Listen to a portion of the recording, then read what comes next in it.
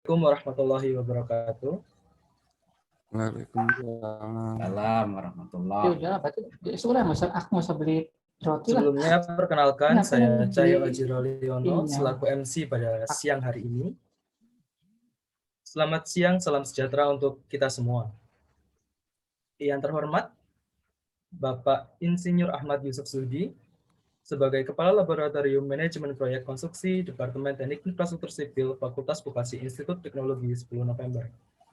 Yang terhormat Bapak Insinyur Pito Sumarno, Secretaries of EMP Project Management Foundation to Coordinate for Foundation Program selaku narasumber.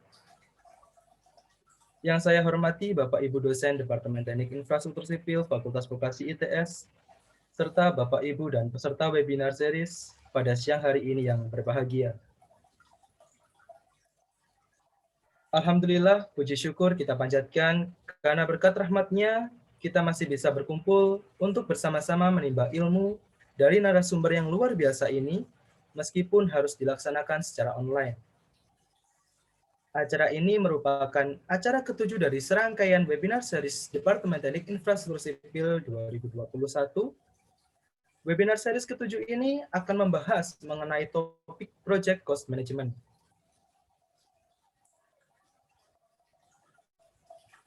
Berikut ini akan saya bacakan susunan acara pada kegiatan siang hari ini. Yang pertama yaitu merupakan sebuah pembukaan, kedua menyanyikan lagu Indonesia Raya dan Himne ITS, ketiga sambutan, keempat pembacaan doa, kelima pemaparan materi oleh narasumber sekaligus diskusi dan tanya jawab yang akan dibawakan oleh moderator, yang keenam yaitu sesi penyerahan sertifikat dan penutup. Baik, sebelum acara ini dilanjutkan, untuk para peserta webinar yang belum mengisi absensi, diharapkan segera mengisi absensi terlebih dahulu, yang mana link akan diberikan pada kolom chat Zoom.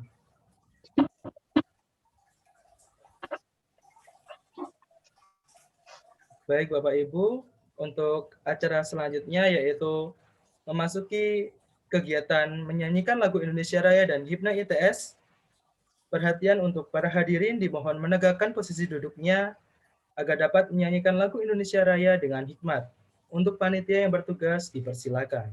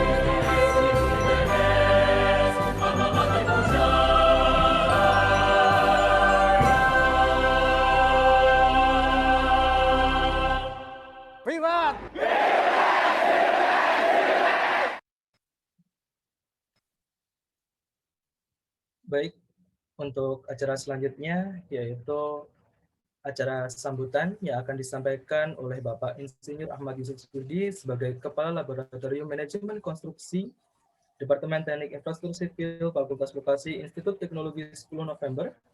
Kepada Bapak Yusuf, waktu dan tempat dipersilakan. Assalamualaikum warahmatullahi wabarakatuh. Waalaikumsalam warahmatullahi wabarakatuh. Yang terhormat Bapak narasumber Bapak Pito Sumarno, yang terhormat Bapak Nur Hadi Santoso yang siang ini mengistirahatkan diri.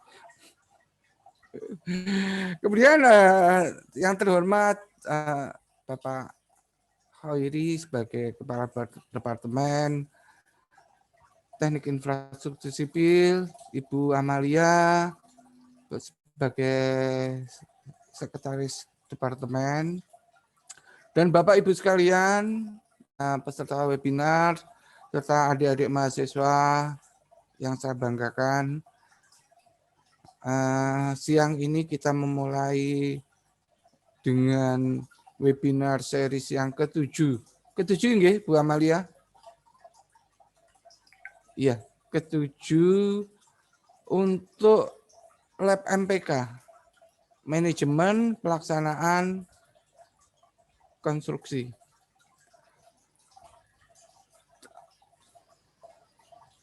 Saya sangat bangga sekali karena Bapak Pito Sumarno sebagai narasumber kersa bergabung dengan kita dalam rangka untuk menambah wawasan terapan di dalam mata kuliah manajemen konstruksi terhadap mahasiswa teknik infrastruktur sipil khususnya dan adik-adik sekalian pada umumnya. Tidak lupa saya sampaikan juga terima kasih kepada semua pihak yang telah membantu terselenggaranya acara ini. Tanpa bantuan dan partisipasi dari semuanya, tentu saja webinar ini tidak akan terselenggara. Kira-kira demikian aja. Puji syukur kepada Allah, semoga webinar ini berlangsung dengan sempurna, berkah ilmu dan pengetahuannya tersampaikan kepada semuanya menjadi amal jariah dari Bapak Pito Sumarno sebagai narasumbernya. Nyuwun sewu Pak Pito, matur nuwun rawuhnya. Nggih, semoga tidak kapok. Ya ini Departemen Teknik Infrastruktur Sipil.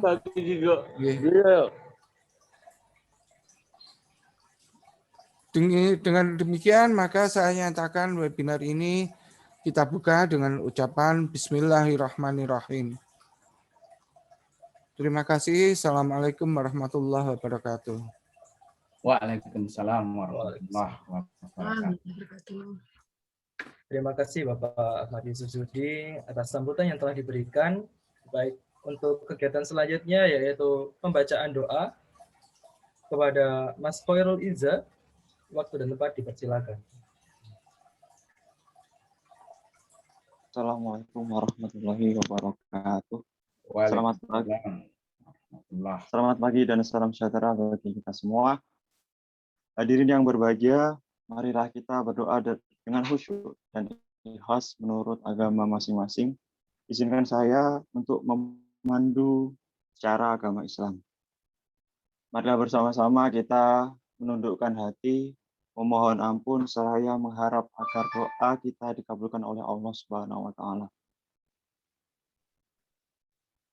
Bismillahirrahmanirrahim. Alhamdulillahirabbil alamin. Hamdan naimin, hamdan syakirin, hamdan yu'afi ni'amahu wa yukafi mazidah. Allahumma sholli ala sayyidina Muhammad wa ala ali sayyidina Muhammad. Ya Allah, ya Tuhan kami, tidak ada kata dan rasa yang pantas kami haturkan kepadamu hari ini, selain syukur kami kepadamu atas segala nikmat dan hidayah yang sudah Engkau berikan. Sehingga kami bisa hadir bersama untuk mengikuti kegiatan webinar series yang ke-7 ini, yang diselenggarakan oleh Departemen Teknik Infrastruktur Sipil Institut Teknologi 10 November. Untuk itu, ya Allah, ya Rahman, ya Karim, jadikanlah acara ini sebagai acara yang Engkau ridhoi, yang membawa barokah, rahmat, taufik, dan hidayah-Mu buat kami semua. Ya Allah, Tuhan yang maha mengetahui, ilmu-Mu begitu luas dan tak terbatas. Limpahkanlah kepada kami semua kekuatan dan kesabaran, kemudahan dan keikhlasan, serta kecerdasan dan kearifan selama webinar ini. Berikanlah kami ilmu yang bermanfaat, kefahaman yang luas, dan amalan yang Engkau terima selama kami mengikuti webinar ini, dan berikanlah kami kemampuan untuk menerapkannya di masyarakat. Ya Allah yang Maha Pengasih, satukanlah hati kami, padukanlah langkah kami, jadikanlah kegiatan ini sebagai amal ibadah dan dapat terlaksana dengan baik dan sukses. Ya Allah yang Maha Bijaksana, berikanlah kepada kami iman yang kokoh, akhlak yang mulia, jadikanlah kami orang yang beriman dan bertakwa kepadamu, serta pandai mensyukuri segala nikmat-Mu. Ya Allah, ya Tuhan kami, akhirnya kami hanya bisa berharap bahwa Engkaulah satu-satunya yang akan mendengar setiap keluh kesah kami, dan hanya Engkaulah yang akan mengabulkan setiap permohonan kami. Rabbana zalamna anfusana wa ilam taghfir lana wa tarhamna lanakunanna minal khasirin. Allahumma a'inna ala dzikri wa syukrika wa husni ibadatik. Rabbana hablana min azwajina wa dhurriyyatina qurrata a'yun waj'alna lil muttaqina imama. Rabbana atina fid dunya hasanah wa fil akhirati hasanah wa qina adzabannar. Amin amin ya rabbal alamin. Assalamualaikum warahmatullahi wabarakatuh. Amin, amin, amin, amin, ya rabbal alamin. Terima kasih kepada Mas Khairul Iza. Baik, untuk sesi selanjutnya yaitu foto bersama. Untuk para hadirin peserta webinar, bagi yang belum menyalakan kamera, terlebih dahulu diharapkan untuk segera menyalakan kamera. Sembari menunggu Bapak, Ibu, dan peserta webinar yang belum menyalakan kamera, diingatkan kembali kepada seluruh peserta, bagi yang belum mengisi absensi, dipersilakan untuk absensi terlebih dahulu.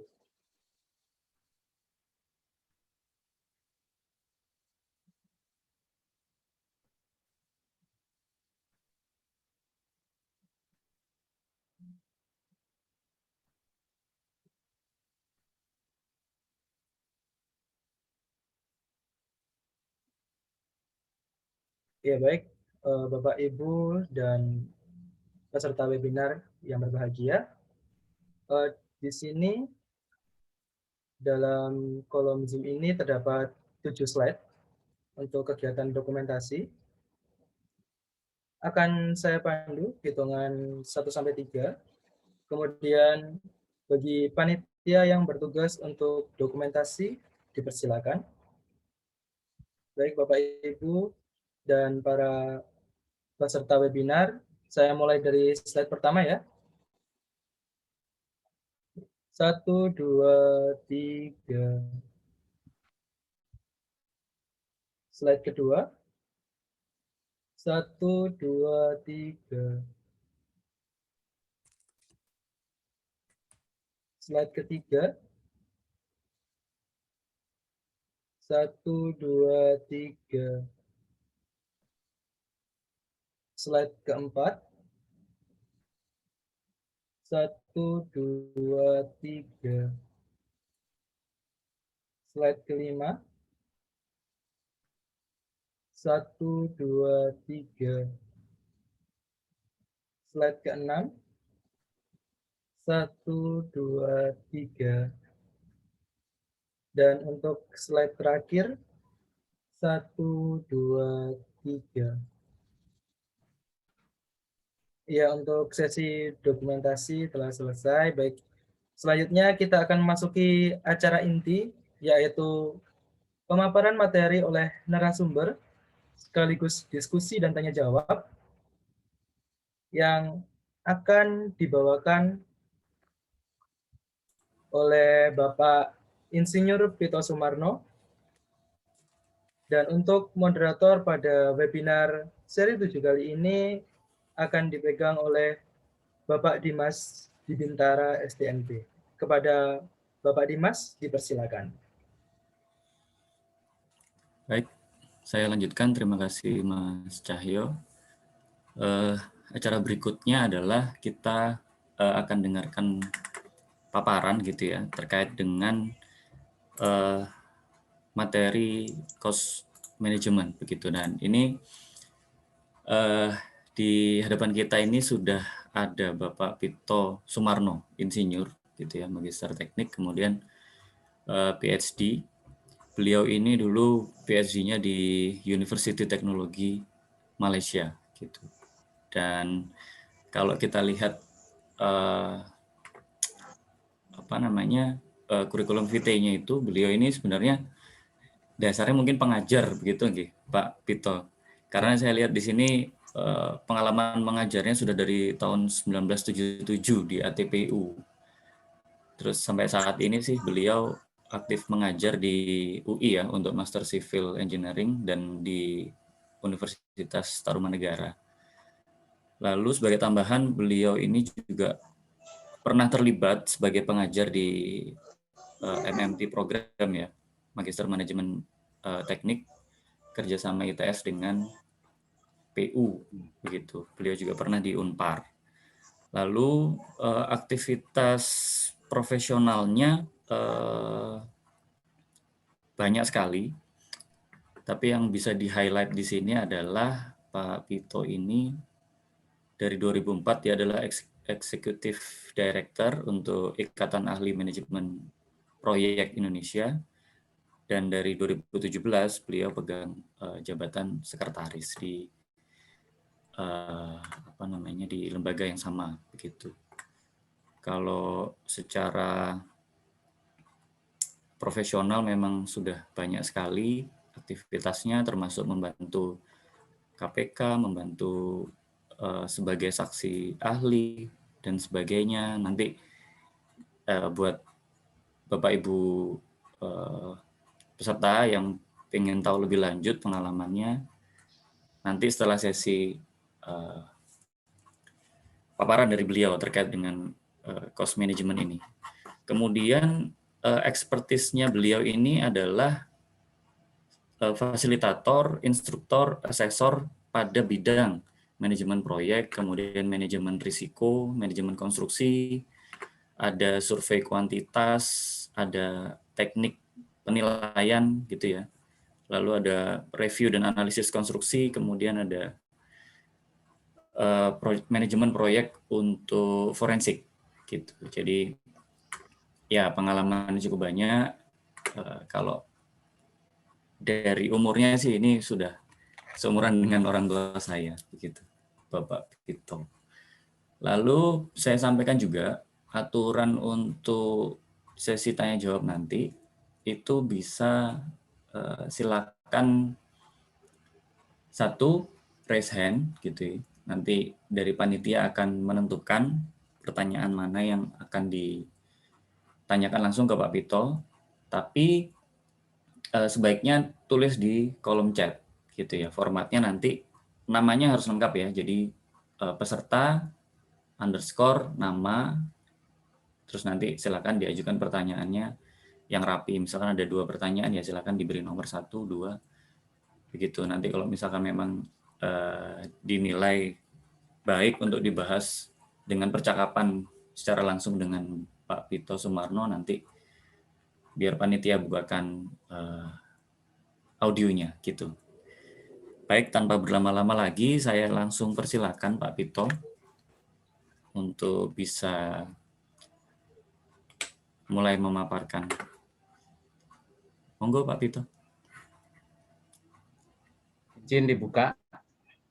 Oke.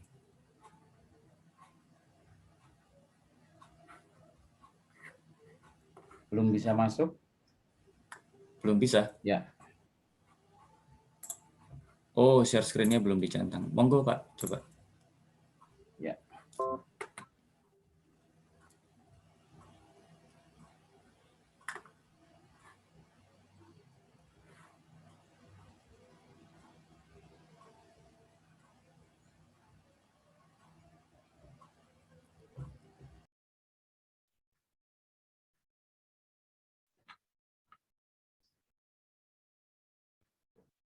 Terima kasih. Assalamualaikum warahmatullahi wabarakatuh. Salam sejahtera. Insya Allah doa-doanya tadi itu dijabah. Insya Allah ya. Tadi yang membaca doa, kami memberikan ilmu ini bukan normatif, tetapi memang betul-betul applicable. Artinya apa yang itu digunakan. Biasanya kita memberikan di S2 kita memberikan teori yang biasa normal. Kalau ini tidak normal. Jadi mulai dari seperti awal D3 cara menghitung biaya sampai penggunaannya seperti itu. Jadi agak lama. Tapi karena kami diberi waktu sampai jam 3, nanti saya berusaha 1 jam untuk diskusi supaya mantap gitunya. Tadi sudah disampaikan, silahkan mengajukan pertanyaan menggunakan chat. Kemungkinan saya tidak bisa membaca di chatnya itu, tolong moderator membantu ada pertanyaan apa, supaya nanti kami bisa menjawab. Seperti itu. Terima kasih juga ke Bapak Kepala Lab TS.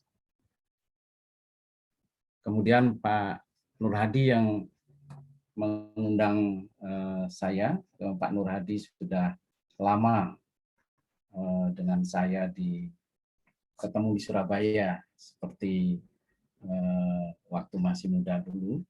Tadi betul disampaikan saya umurannya ayahnya Pak Dimas ya. Sudah 70 tahun itu ayahnya Pak Dimas gitu. Alhamdulillah meskipun 70 saya masih kesana kemari, masih bisa, ada yang offline, ada yang online. Kami masih insya Allah masih bersedia. Hari ini kami ditugasi untuk memberikan construction project cost management. Jadi biasanya kami di project management itu ada project cost management. Karena ini di construction management, maka kita tambahin construction project cost management, karena ada beberapa jenis dari cabang ilmu yang ada di construction management, apakah itu di infrastruktur maupun yang bukan infrastruktur, itu sama ilmunya, murni sama persis. Di sini supaya ini kita naikkan.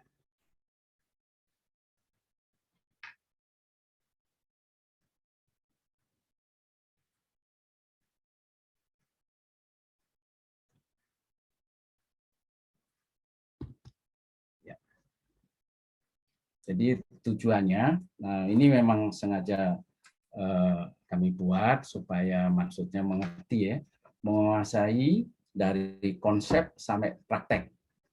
Ya, jadi applied into construction.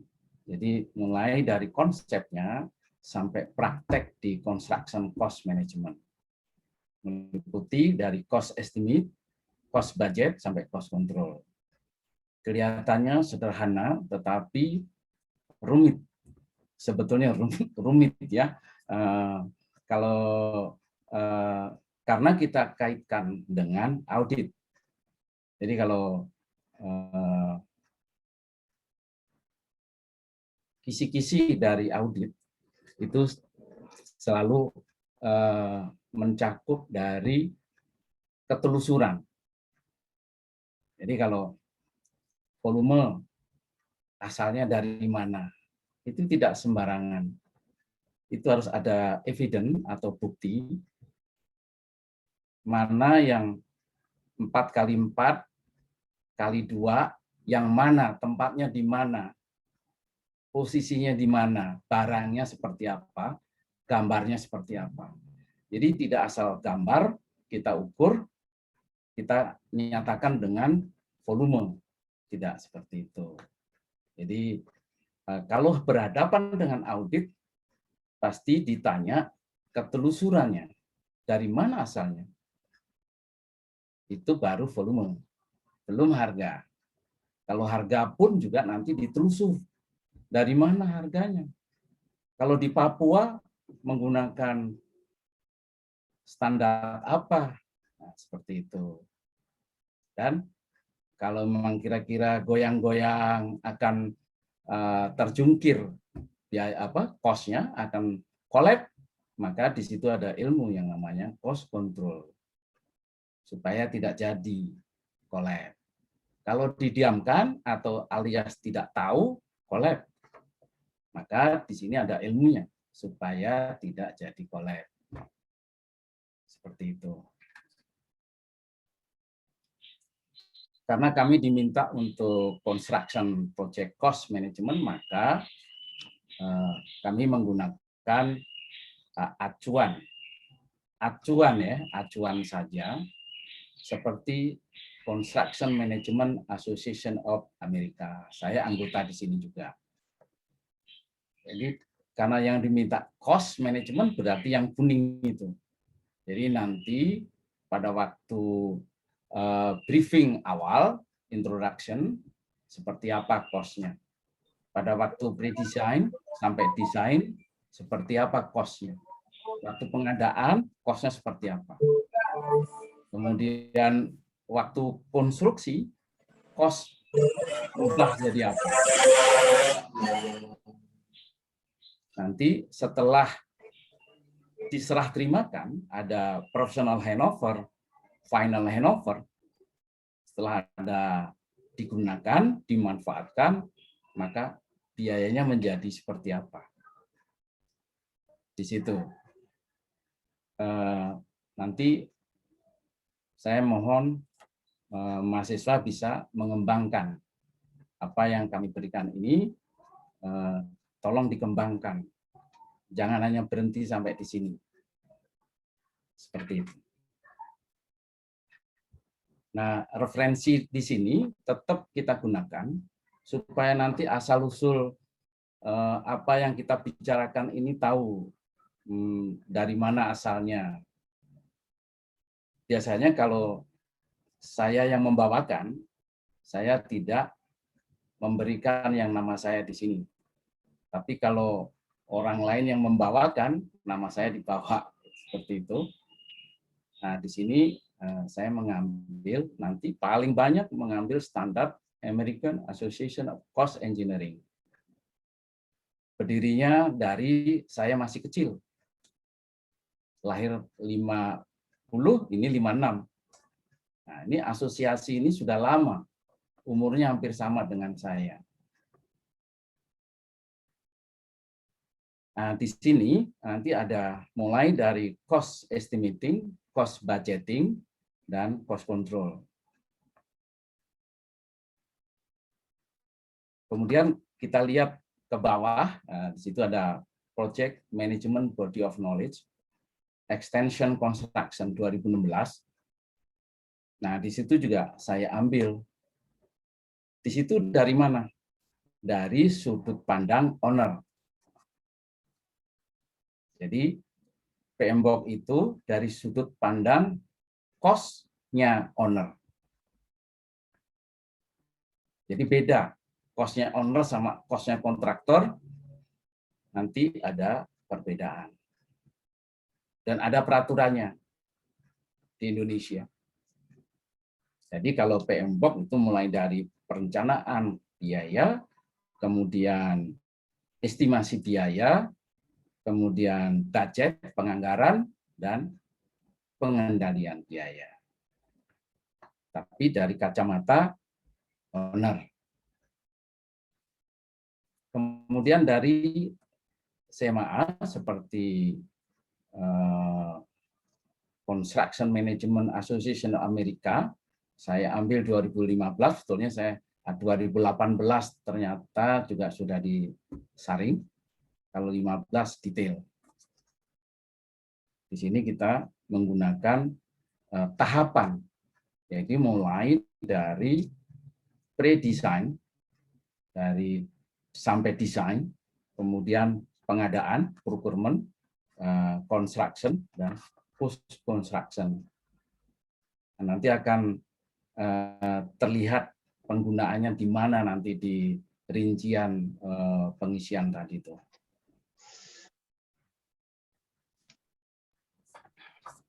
Kemudian bisa juga menggunakan ICS 2010, itu juga saya ambil dari Royal Institute of Chart Surveyor, atau RIBA, yaitu Royal Institute of Building Architect, Inggris. Jadi mana-mana saya ambil, kita terapkan di format-format yang ada di Indonesia.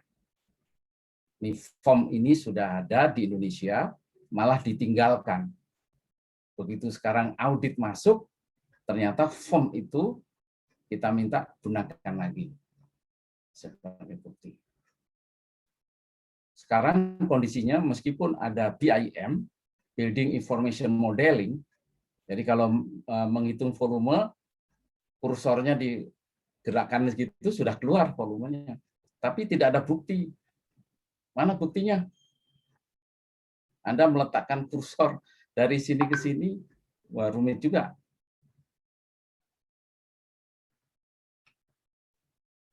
Dan ini semuanya, oh ya, yang terakhir, cost structure dari RS-Min, yaitu value engineering. Ini di dalam membuat cost management, itu ada alat bantu namanya value engineering. Ternyata ilmu value engineering ini sampai sekarang belum dimanfaatkan oleh pemerintah Indonesia. 2005 kami menghadap ke PU, saya tawarkan project management, construction management, value engineering, kemudian quantity surveying, ternyata yang ditolak mentah-mentah itu value engineering. Dan yang quantity surveying, kami hanya diberikan tugas oleh pemerintah waktu itu menyekolahkan S2, jadi orang-orang PU, orang BUMN, ada juga dosen juga yang membayar pemerintah APBN, kita sekolahkan ke Malaysia untuk mengambil ilmu kontrak dan quantity surveying. Kontrak dan quantity surveying, cara menghitung. Jadi cara menghitung volume bukan 4x3, bukan seperti itu, 4x3 x 2, tidak seperti itu. Maka di situ ada SMM, Standard Method of Measurement.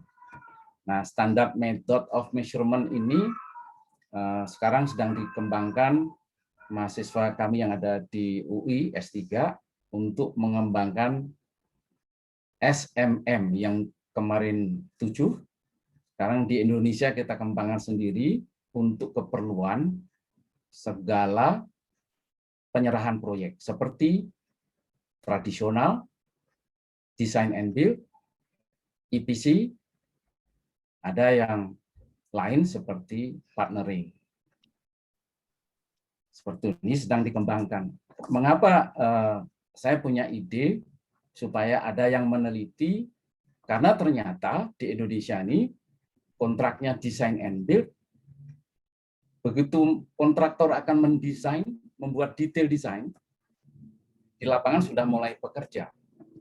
Kemudian auditnya masuk dan menanyakan mana volumenya, mana gambarnya, mana harganya. Karena buru-buru mau audit. Karena diminta cepat-cepat oleh Presiden. Nah, karena itu, mahasiswa silahkan yang ada di ITS, silahkan mengembangkan ilmu itu yang akan bermanfaat untuk negara dan bangsa kita ya. Saya senang sekali untuk supaya bisa berkembang, tidak berhenti sampai di sini, ternyata memang berkembang terus. Nah, di dalam referensi ini juga saya ambil dari Pak Asyanto, almarhum. Pak Asyanto ini teman saya mengajar di UI juga, di Untar juga. Yang membawa saya ke Untar adalah Pak Asyanto, almarhum. Beliau, waktu itu kita, ayo Pak, kita bikin tulisan bagaimana ilmu ini diterapkan di lapangan. Akhirnya menjadi buku Construction Project Cost Management. Nah, nanti isinya ada di belakang itu, cara-cara mengisinya seperti itu. Jadi ada applicable, cocok untuk mahasiswa yang ada di sini. Tapi saya pesan, tolong kembangkan, jangan hanya seperti itu, gayanya jangan seperti itu juga. Kembangkan model lain. Nah, kita harus kenal dulu namanya definisi proyek. Definisi proyek, kalau di project management itu usaha sementara dikerjakan untuk menghasilkan produk, jasa, hasil yang unik. Itu di project management, menurut project management body of knowledge. Tapi dalam hal ini di construction management, ya project adalah suatu kegiatan yang dilakukan untuk mencapai tujuan dan sasaran tertentu.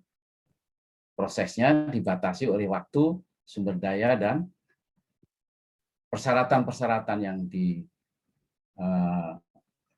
diperlukan oleh stakeholder. Sebetulnya masih ada ilmu di dalam cost management itu sedang diterapkan di BUMN Karya. Tapi saya ikut menyelidiki, ada kesulitan-kesulitan di situ. Jadi kalau software mahal-mahal sudah dibeli, berapa miliar ternyata juga tidak menghasilkan. Maka harus Anda minta bantuan dari mahasiswa sini, membuat cost benefit ratio, apakah software yang dijual di Indonesia, di perusahaan-perusahaan besar itu bermanfaat atau tidak. Bisa di-develop Pak, para mahasiswa, nanti judul-judul tesis bisa dari situ. Jadi up to date lah ilmunya.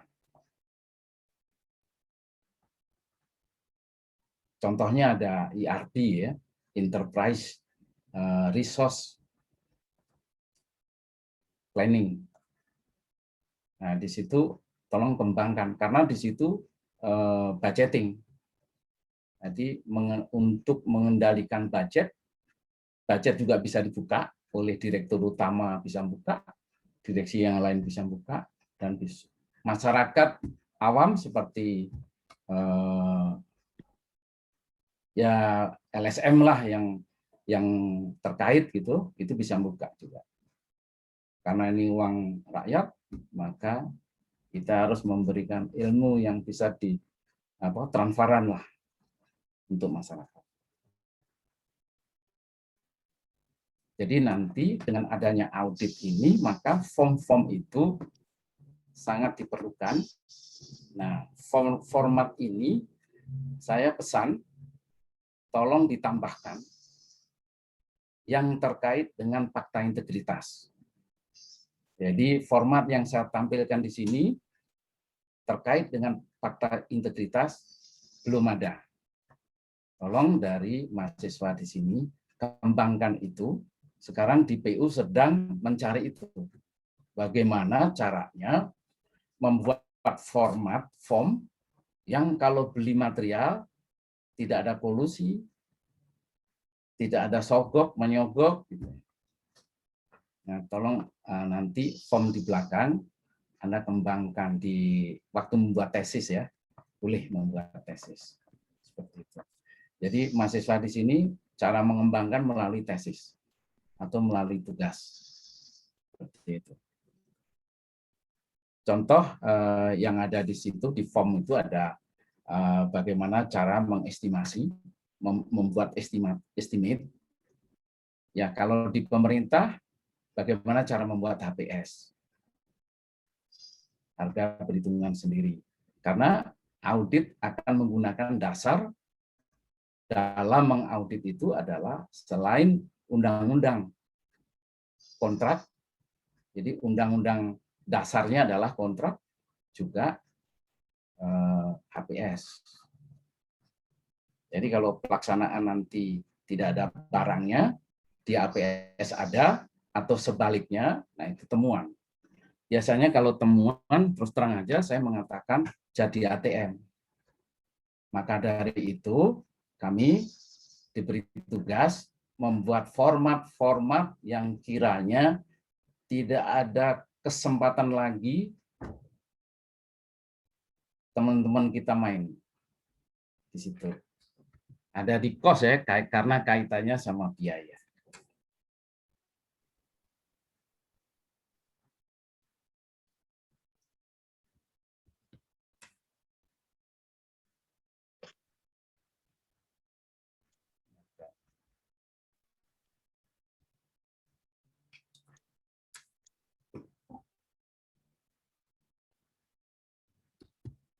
Ya, ini pertama tahapan proyek konstruksi itu ada ide, gagasan. Pernah membaca ya di dalam tulisan-tulisan itu ada ide, gagasan. Nanti kita jelasin. Nah, kemudian ada FS, feasibility study. Sebelumnya ada pre-FS, kemudian ada FS. Kalau di infrastruktur diajarkan itu, ini penting sekali karena go or no go-nya proyek, boleh tidak bolehnya berjalan proyek itu dari sini sumbernya. Ditolak atau tidak, go or no go. Nah, kalau go, desainnya masuk. Nah, ini semuanya prosedur yang sudah ada. Yang penting di dalam kos, waktu FS itu ada preliminary estimate. Jadi pada waktu membuat studi kelayakan itu cost estimasi biayanya menggunakan preliminary estimate. Jadi di dalamnya itu parametrik ukurannya. Parametrik bukan volume kali harga, nggak bisa. Kelamaan. Karena di sini menggunakan parametrik. Parametrik itu adalah historik dari linear meter, kubik meter, unit, piece, per, nah seperti itu. Jadi kalau bikin rumah itu per square meter berapa juta harganya. Jadi prelim. Jadi membuat harga biaya tidak sama pada waktu FS dengan waktu desain. Tidak sama. Nah itu semi estimate, semi detail estimate. Kalau sudah ada gambarnya, saya hitung volumenya, harganya, metodenya seperti apa, ketemu. Nah, di sini pun masih tinggi. Nanti kalau sudah diadu di dalam pengadaan, itu ada definitive estimate. Jadi antara penawar kontraktor dengan HPS-nya owner diadu. Setelah diadu, ketemulah yang namanya definitive estimate. Nah, itu maksudnya apa sih prelim itu? Prelim itu pekerjaan persiapan biasanya ya. Nanti kalau sudah ada gambarnya semi detail. Di QS, di quantity surveying ilmunya ada. Jadi setiap orang jadi bisa menerka. Kalau saya akan membangun mall, itu saya bisa menerka baru ide saja sudah bisa diterka, namanya prelim estimate. Jadi cukup dengan parametrik, tidak ngawur, tetap ada acuannya, yaitu parametrik. Berdiri. Apa? Nah, cucunya jatuh ini, Pak. Jadi nanti kalau sudah definitif, yang terakhir diadu penawaran kontraktor diadu dengan HPS owner. Nah, ketemunya itulah yang namanya definitive estimate. Nah, sekarang ada berbagai profesi ini di tahapan proyek itu. Mungkin konsultan CM. Nah, konsultan CM ini digunakan untuk, kalau di Indonesia nih, untuk cipta karya, yaitu untuk gedung negara. Yang lain, Bina Marga, sumber daya air tidak menggunakan ini, dia menggunakan supervisi. Nah, di bawah ini supervisi. Itu sesuai dengan Permen PU nomor 22 tahun 18.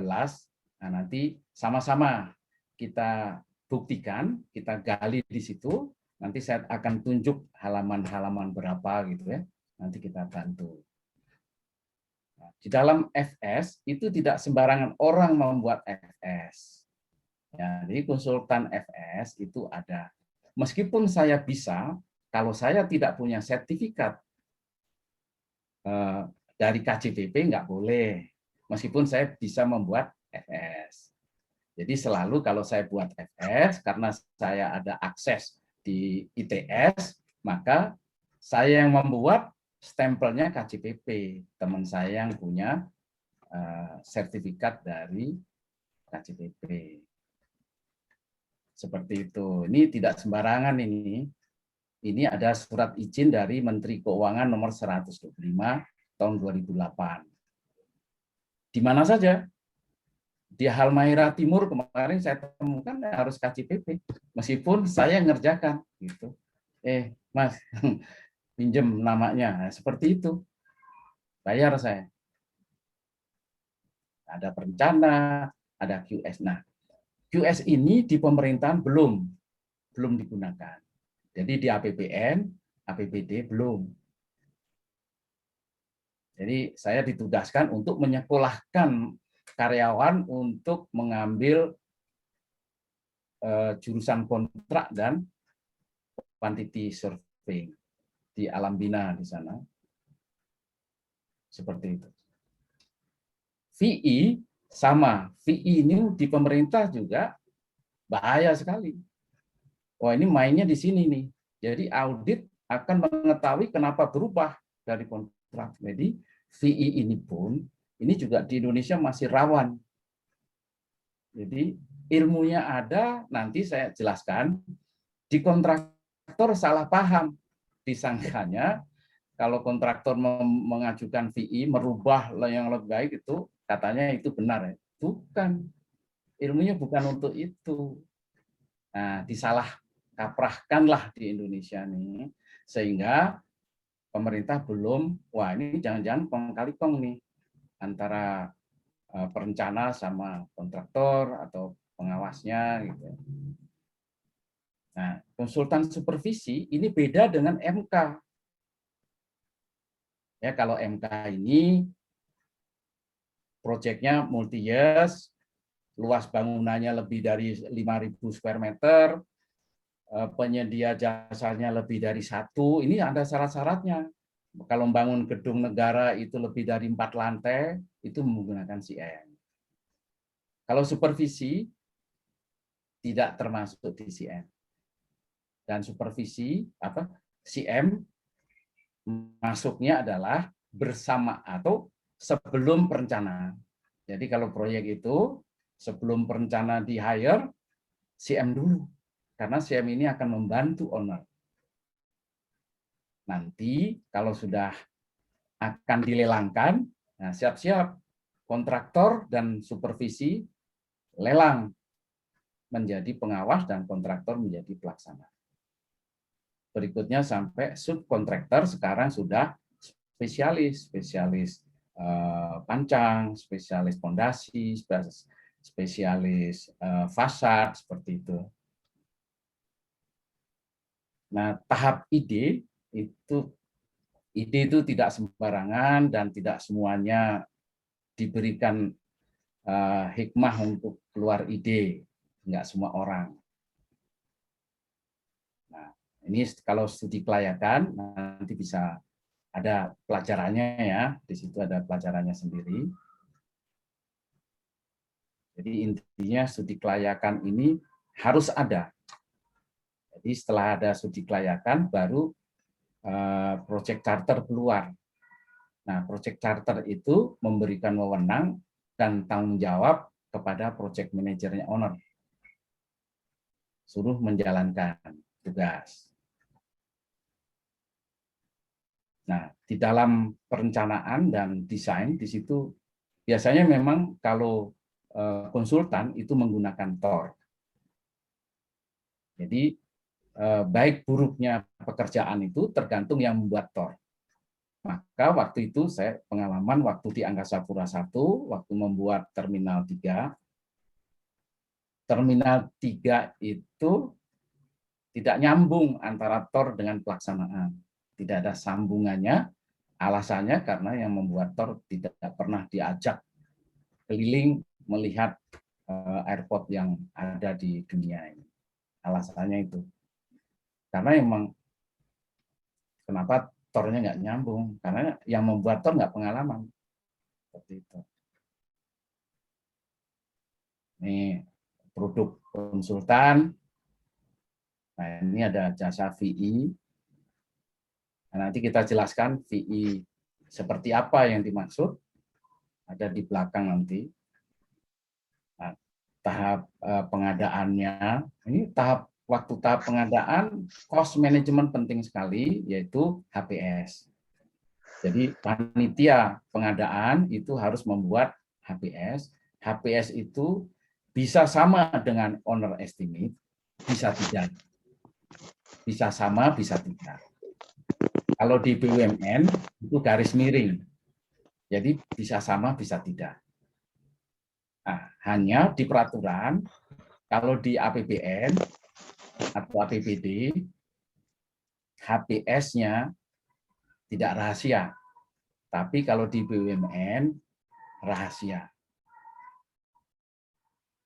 Nah, ingat di sini ada tahapan konstruksi, Bapak harus ingat, makanya ini saya kembangkan lagi. Jadi inti dari manajemen pelaksanaan konstruksi ada 4 variabel. Dulu 3 ya, dulu BMW. Jadi kalau di construction management itu BMW cukup. Ya, di project management ternyata tidak cukup. Makanya sering ketemu kita ada addendum 1, addendum 2, addendum 3 dan seterusnya. Ternyata yang mempengaruhi adalah lingkup dan lingkungan. Singkatannya LL. Jadi sebutannya BMW LL. BMW ini pelajaran 40 tahun yang lalu, LL ini baru periode sekarang. Jadi dilihat kalau selama ada proyek, ada addendum, itu berarti lingkupnya berubah. Lingkupnya berubah. Nah, itu pun harus dikendalikan. Nah, di dalam dulu ada lingkungan dan lingkup dan lingkungan, di dalamnya itu adalah risiko. Nah, makanya di bawah itu alat kendalinya adalah cost budget, construction method, time schedule, manajemen risiko. Ada manajemen risiko dan cash flow. Jadi nanti Anda belajar juga cash flow sedikit ya, sedikit, tidak detail. Nanti kalau mau detail, beli template-nya, nanti main sendiri, membuat cash flow. Pokoknya nanti kalau break even, merahnya hilang, jadi ketikannya hitam. Itu aja kalau mau bikin belajar. Ada cash in, cash out. Jadi kendalinya ini.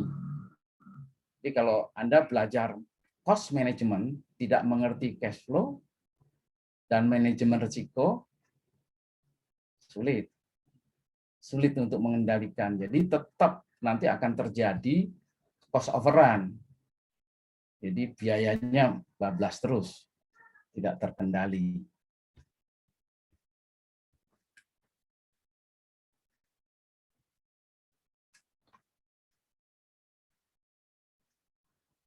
Di sini ada PMW yang disebut tadi itu. Ini yang lama ya, pelajaran 40 tahun yang lalu. Di sini ada construction planning, kemudian pelaksanaan. Dari pelaksanaan ada penyimpangan, terus dicari penyebabnya, perlu dikoreksi atau tidak, atau kembalikan untuk direvisi. Baru serah terima. Prinsip dari PMW seperti itu. Nanti perubahan nanti paling belakang, slide yang paling belakang nanti. Di Perpres ya, Perpres 16 2018 juga ada.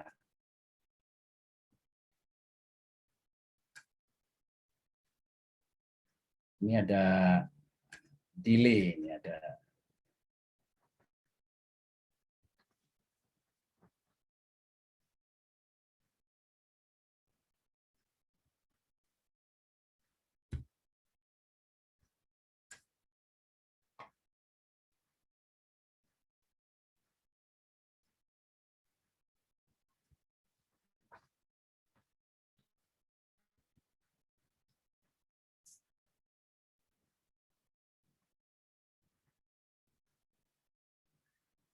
ya agak delay ini internetnya. Jadi tahap konstruksi kemudian diserahkan, biasanya itu habis berapa biayanya itu tahunya proyek selesai. Setelah proyek selesai baru tahu rugi saya. Nah, karena memang tidak mengerti mau diapain ini. Tahunya kan ini kan dasar biaya konstruksi, volume, quantity, unit price pekerjaan, dan markup. Nah, saya akan menjelaskan istilah markup ini bukan negatif yang ada di DPR. Ini markup ini ada di manajemen biaya, jadi yang bukan biaya langsung. Jadi kalau saya memasang pekerjaan ya, memasang batu gitu, jadi ada yang ngasih nasi bungkus ke saya supaya saya kenyang. Nah itu biaya tidak langsung. Nanti singkatannya BTL. Nah, selalu kita menggunakan unit price di dalam pekerjaan itu. Karena ini yang menentukan, yang akan membentuk harga pekerjaan. Makanya disebut unit price. Jangan kaget, jangan protes. Sampai sekarang, auditor tetap menggunakan unit price di dalam mengaudit, meskipun kontraknya lamsam. Jadi jangan terkejut, jangan kaget. Memang asal tadi saya awal sampaikan bahwa harus mampu telusur dari mana asalnya volume, dari mana asal harga. Wajar atau tidak? Nah, ini tugas konsultan supervisi sudah ada ya, nanti kita jelaskan di MK juga ada di Permen PU 22 2018. Nanti coba handphone sekarang dibuka dulu, nanti bisa di halaman 201 sampai 205. Ini laporannya. Kita memberikan siklus teori dan praktek. Nah, ini biasanya kita kalau belajar kan teori dulu, setelah itu praktek. Setelah praktek, kembangkan, diteorikan lagi. Nggak cocok ini, merugikan perusahaan. Nah, seperti itu. Pasti harus ada hasilnya. Jadi prosedur SOP yang kita buat di perusahaan, itu harus sering kita ganti. Karena bentuk design and build, kontrak design and build tidak sama dengan tradisional. Tidak sama dengan EPC, hampir sama, tapi tidak sama. Makanya format-formatnya pun ada perubahan lah. Apalagi dengan adanya ilmu murni yang sekarang ada, mungkin ilmu murni masih dikembangkan, meskipun dibantu dengan BIM, Building Information Modeling. Jangan terjebak bahwa Anda kalau sudah menggunakan BIM hebat gitu ya, tidak. Nah, saya di proyek-proyek di Kulon Progo kemarin, nah, kontraktornya mana Anda waktu BT kontes kan menunjukkan bahwa Anda menggunakan BIM, mana di lapangannya sekarang ternyata juga tidak mampu, Pak. Itu. Jadi BIM digunakan hanya menunjukkan owner bahwa modelnya seperti ini, warnanya seperti ini, bentuknya seperti ini, seperti itu. Jadi sementara di Indonesia BIM baru untuk itu. Jadi kemarin saya tanya kontraktor, Anda apakah sudah men-training owner atau men-training konsultan pengawas atau MK? Tidak ada waktu, Pak, untuk men-training. Jadi ya kapan ownernya bisa. Jadi kalau seperti Aconex ya, software namanya Aconex, waktu saya bikin proposal untuk approval material gitu, kita send, nanti MK-nya baca, ada gambarnya material, terus dia tanda tangan, ownernya juga sudah bisa di Aconex. Di BIM seperti itu juga. Tapi karena sulit ya, yang bisa hanya kontraktornya, karena yang punya duit kontraktor untuk melatih diri. Nah, ini muncullah cost engineering yang tadi kita sebut, ACE. Ini bisa di Google, dibuka di Google di situ. Bebas, semua yang saya tulis di sini di Google ada. Ada semua. Cost estimating, cost control, dan cost budgeting. Hubungannya apa? Cost estimating dengan cost control. Hubungannya di sini ada cost estimate, kemudian ada biaya langsung, kemudian ada biaya tidak langsung. Nah, di sini saya bikin merah, cadangan. Nah, di peraturan APBN, cadangan ini tidak boleh vulgar. Biaya lain-lain itu tidak boleh. Biaya tak terduga tak boleh. Jadi ini harus hilang, melebur di sini atau di sini. Biasanya di biaya langsung, di biaya pekerjaan. Makanya di situ ada faktor 2,5%, 2%, seperti itu. Siapa yang melarang? Auditor. Jadi waktu menyusun HPS tidak boleh ada biaya lain-lain, biaya tak terduga. Nah, kalau dulu masih ada professional sum, sekarang tidak boleh juga. Karena di situ sarangnya korupsi. Ya, jadi sarang korupsi iya, ya semuanya bisalah. Gitu. Makanya di sini saya buat merah supaya ininya sangat berbeda perlakuannya. Jadi Anda sendiri waktu ngisi form nanti harus masuk ke biaya langsung. Tidak terlihat. Di harga ya, di harga. Baru bagaimana cara mengendalikan. Ini memang betul, kalau mahasiswa belajar tentang cost, itu harus tahu accounting. Jadi saya punya buku construction accounting. Saya dulu apaan ini accounting? Ternyata memang benar. Orang akuntansi itu memposkan biaya itu di mana? Ternyata cost code, kode biaya. Baca B25. Jadi dia masuk. Ternyata ada baja yang biaya langsung, ada baja yang biaya ada di preliminary, biaya tidak langsung. Kodenya beda. Ya, kode ini biaya tidak langsung, kode ini biaya langsung. Yang menyatakan itu siapa? Orang akunting. Nah, akunting itu ada undang-undangnya. Gitu. Jadi ya orang teknik nurut lah. Ternyata betul juga. Gitu ya. Mereka membuat P item itu nurut. Saya orang teknik nurut dia. Karena ini nanti akan masuk biaya langsung, biaya tidak langsung, semua biaya proyek berapa jumlahnya akan ketahuan. Nanti kaitannya sama engineering ekonomi.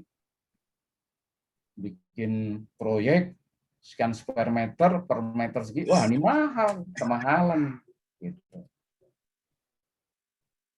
Ya nanti Anda akan ketemu yang namanya time value of money. Pasti. Jadi kalau sekarang kita merencanakan pekerjaan atau proyek, proyeknya itu akan dibangun 2 tahun lagi, sekarang masih perencanaan. Nah, nanti berapa tahun construction-nya? 2 tahun. Nah, break even point. Uang kembalinya kapan? 11 tahun lagi. Nah, 11 tahun itu dihargakan sekarang nilainya, yaitu menggunakan time value of money. Di sini sudah ada rumus-rumusnya. Nanti Anda coba. Saya memohon mahasiswa kembangkan ini. Karena ini saya gunakan. Saya sebagai konsultan menggunakan ini. Ya, makanya tadi kalau membaca CV saya tidak pernah di rumah gitu ya. Itu emang keliling saya membantu orang-orang yang kesulitan. Kebetulan saya punya ilmu ya, barangkali bisa dipakai ya. Saya terapkan di situ. Ternyata di dalam investasi ini penting, rumus-rumus ini itu penting. Ya, jangan takut sama rumus. Nah, ini digunakan semua. Ini saya berikan contoh ya. Tahun 2007. Jadi biaya proyek per tahunnya 5 miliar, 25,8 miliar. Nanti interestnya ada di sini. Di sini ada 18, 19, cara menghitungnya gimana? Nanti di slide berikutnya itu ada cara menghitungnya. Ini saya berikan contoh karena ini tahunnya sudah lama. Kita memang mulai dari 27, kita berikan contoh yang lama-lama sampai sekarang. Ini masih valid ya, rumus-rumus ini masih valid, artinya kalau Anda nanti buat tesis, saya bisa dijadikan validasi pakar juga bisa.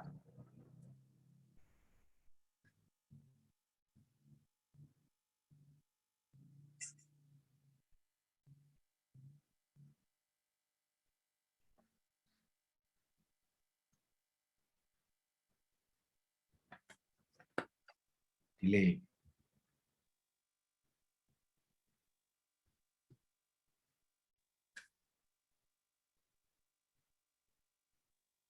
Nanti ada proyek sampai dibayar setelah tahun 2007 itu seperti apa nantinya. Itu cara menghitung biaya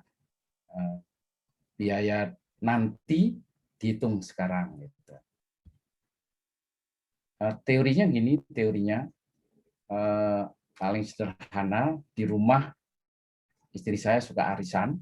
Nah, dalam setiap bulan keluar arisannya itu bisa untuk membeli lemari es atau kulkas. Nah, ternyata yang bulan ke-8 itu ternyata nggak bisa.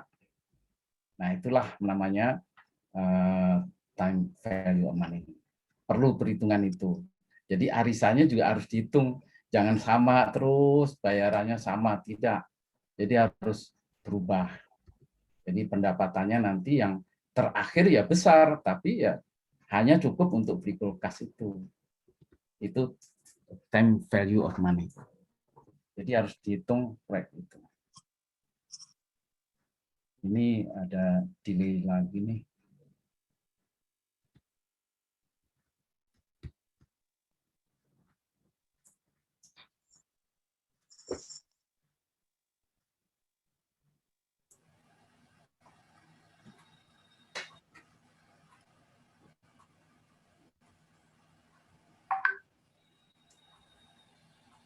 Coba saya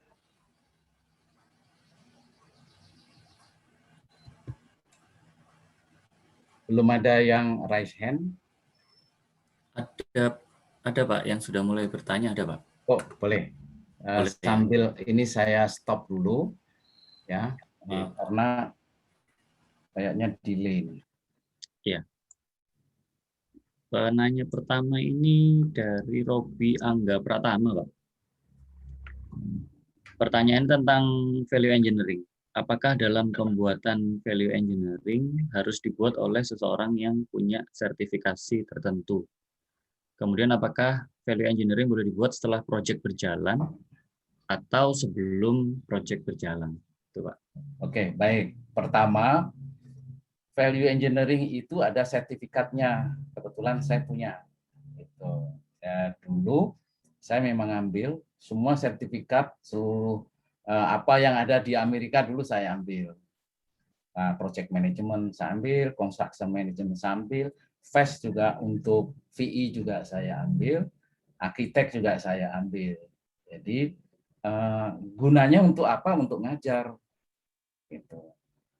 Bukan saya biayanya mahal itu. Dalam 1 tahun paling 7 juta saya. Lebih lah, 8 jutaan untuk asosiasi itu. Jadi harus punya sertifikat. Dan ada konsultan VE.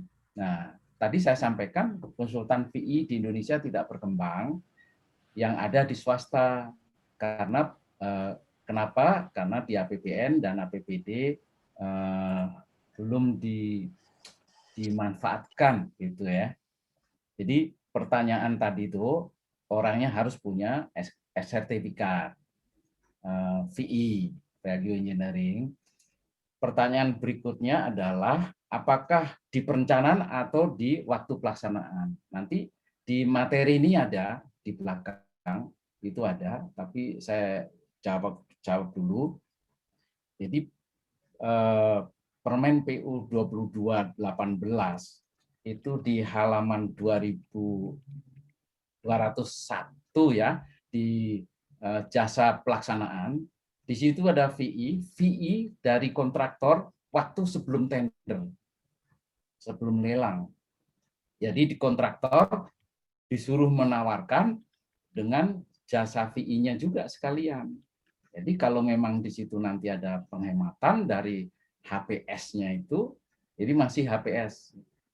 Nah, itu pun juga di Indonesia masih meragukan dan takut melakukan itu. Betul, pertanyaannya bagus ya. Di perencanaan harus ada. Di Indonesia malah disebutkan minimum 40 jam. Nah, 40 jam itu menurut asosiasi VE itu maksudnya trainingnya. Tapi di Indonesia diterjemahkannya perencana harus melakukan VE terhadap produknya. Jadi saya pernah diundang menjadi konsultan VE salah satu desain perumahan DPR Kalibata, Jakarta ya. Nah, situ ternyata ya tadi rumahnya jelek, diperbaiki, yang tadinya ada pagar dicabut, pagarnya hilang, nilainya 600 miliar, kemudian setelah di VE menjadi 450 miliar. Yang tadinya ada pagar dirubah menjadi tidak ada pagar, jalannya bagus, lebar. Nah, setelah dievaluasi oleh DPR, ini terus terang karena ini betul ya, kalau orang DPR di Surabaya putranya nanti dengar, ternyata ada di sini, silahkan aja buktikan. Apa yang saya ucapkan itu betul. Jadi setelah direview oleh ownernya itu DPR, setelah direview ternyata ya sudah, kalau gitu apa yang bisa menjadi 650. Jadi salah satunya adalah semua pipa ledeng, pipa air yang ada di situ semua diganti baru semua, termasuk ground tank. Ground tank itu semua diganti baru menjadi 650 lagi. Ya tahu kan? Nah, itulah saya tahu aja orang kos gitu ya. Seperti itu. Jadi VI itu bisa di perencanaan di awal, bisa di pelaksanaan, tapi di dalam pelaksanaan bukan cost cutting, tetapi semuanya tidak boleh berubah. Makanya pesan dari audit semuanya tidak boleh berubah meskipun itu ada penghematan. Nah, bagaimana bilangnya? Reportnya apa? Di basement itu harus dipasang fan yang kapasitasnya 500 VFM, kecepatan anginnya. Ternyata banyak yang pingsan karena di basement banyak anginnya kurang, akhirnya ditambah. Kalau tambahannya itu tetap namanya fan, di audit tidak bisa. Ya, seperti itu.